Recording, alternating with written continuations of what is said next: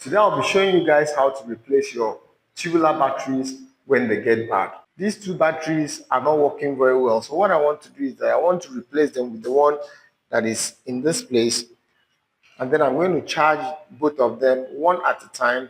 At the end of that, I'll determine which one is still working and which one is not.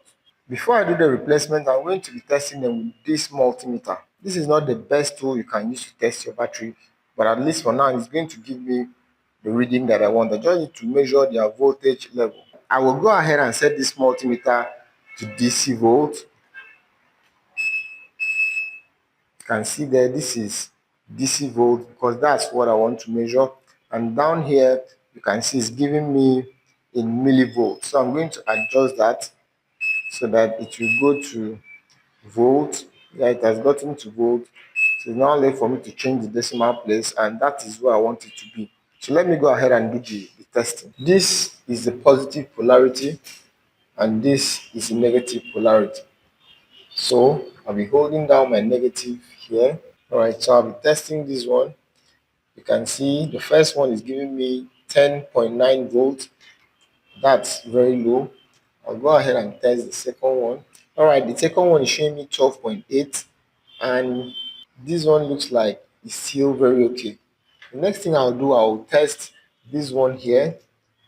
You can see from the reading here, it shows 14.3, though it's still having the solar charge in it. So I'm going to disconnect it and then I'll test it so that we'll see what value it's going to give us. Before you disconnect your battery, you need to make sure that you provide a safe working environment for yourself.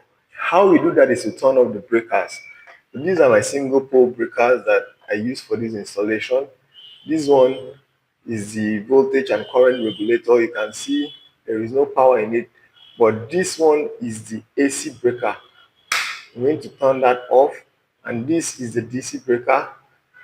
I'm going to turn that off as well. Okay, so now you can see this is no longer being charged. You can also see that the voltage has dropped from 14.3 to 13.8. Now it is safe for me to work here. I'm going to go ahead to disconnect the battery now. So this is the battery I'm using already. You can see it's already connected. I'm going to measure it now. Let's see what's giving. Okay, you can see it's giving the same 13.6 volts, same as we had here. This 13.5, 13.6. So measuring it here also gives the same thing. So look at this closely. This is the positive terminal, and we have indicated that with this red tape here. And this is the negative terminal. You can see everything is black. So I'm going to lose these screws, and then I'll just replace the battery and connect it back the same way it is. To disconnect, I'm going to go ahead and disconnect the negative side first.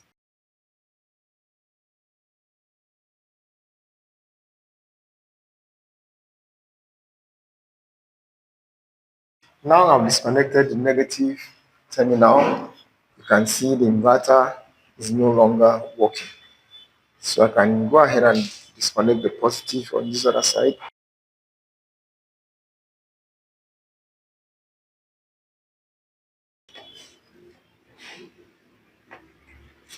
So now I have safely disconnected the positive and the negative side. This battery is free now. I'm going to take it out.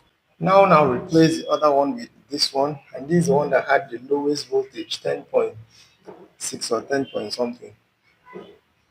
I'll just go ahead and connect it so that it's going to charge, and then I'll see the effect that that will have on the battery.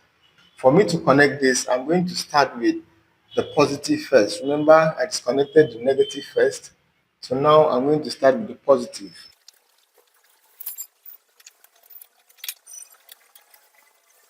I need to make sure I tighten up this bolt now. So I'm moving over now to the negative polarity. When you are doing this, you have to be very careful because it's going to generate some sparks. This side is going to generate a bigger spark, so just get used to it. Okay, you can see that the inverter has come back on. So guys, you've seen how I've connected this back. I did the positive first and then the negative. Now my inverter is back on. If you look here, it's showing error, which means the voltage is too low. You can see it's showing error 10.6.